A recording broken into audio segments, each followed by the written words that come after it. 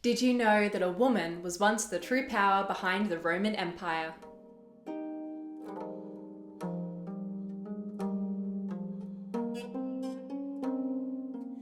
Hello and welcome to World History Encyclopedia. My name is Kelly and today's video is all about the Roman Empress Julia Domna.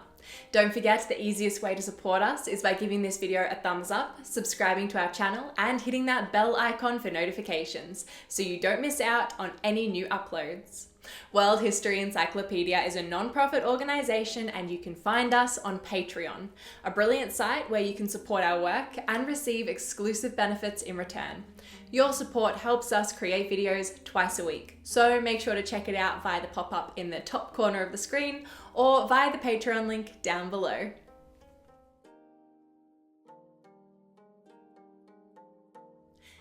Julia Domna was a Roman empress born in Emesa, Syria, who lived between 160 to 217 CE. She was the wife of Roman Emperor Septimius Severus and mother to the emperors Geta and Caracalla.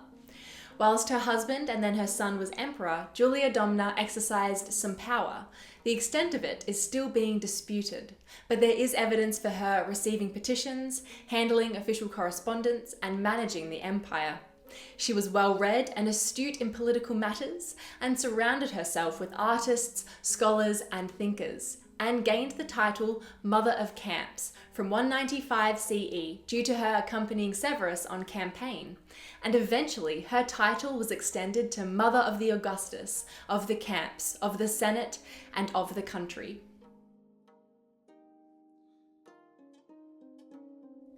In 160 CE, Julia was born at Emesa, Syria, and her cognomen, Domna, means black, which has to do with the sun god Elagabal, Elagabalus, whose cult stone was black. A cognomen is something like an extra name given to a Roman citizen. It was something personal which functioned a bit like a nickname, but was typically passed from father to son. Her family was a wealthy and politically well-connected one, and the site of Emesa was both an important religious centre and trading site. Her father was a high priest of the sun god Elagabal, and her older sister Julia Maesa also ended up being a grandmother to two future Roman emperors, Elagabalus and Severus Alexander. After the death of her father's uncle, Julius Agrippa, who was a senior centurion of a Roman legion and a very wealthy man, Julia Domna was left his entire estate. According to the Historia Augusta, which is considered mostly legendary, in around 180 CE, Septimius Severus, who was a Libyan general in the Roman army and who had lost his wife, travelled to Syria based on an omen that he would find his second wife there.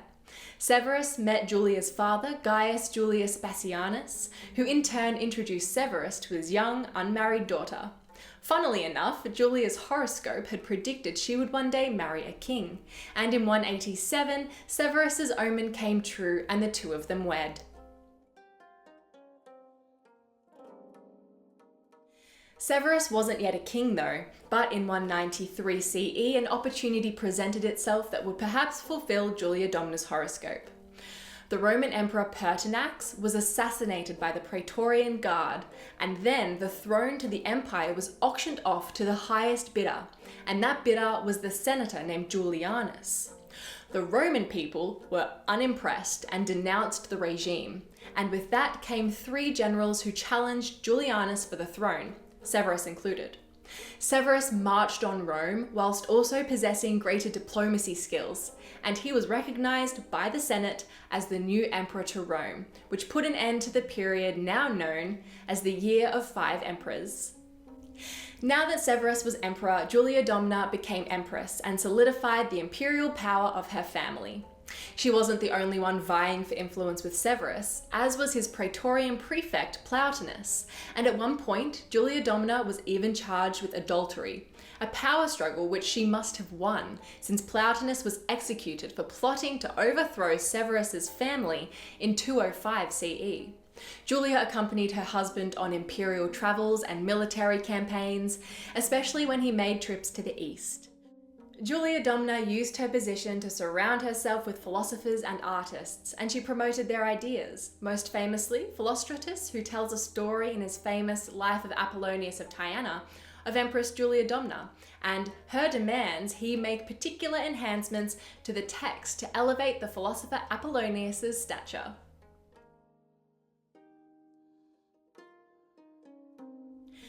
In 211 CE, Julia Domna was with her husband when he died of an illness, and according to his will, their two sons, Geta and Caracalla, became joint emperors of Rome.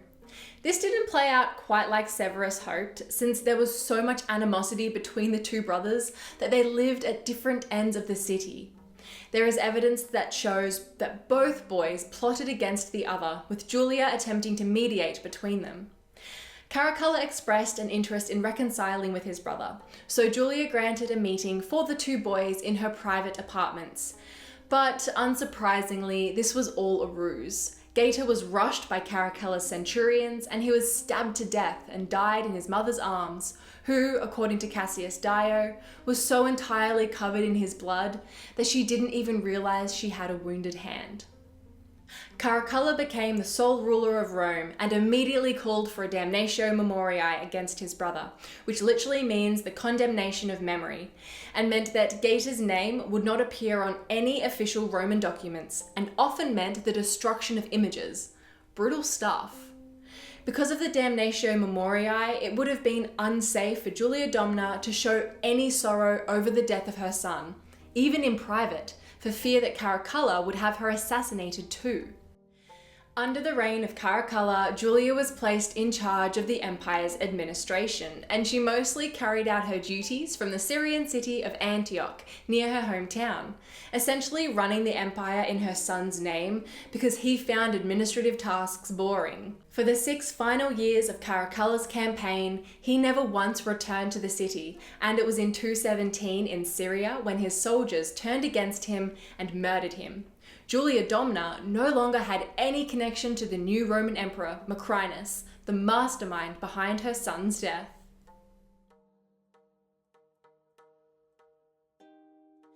At the news of the murder of her son, Julia Domna attempted to starve herself, perhaps not only because of the news, but also the realization she would have to go back to living life as a private citizen and relinquish her power and social status.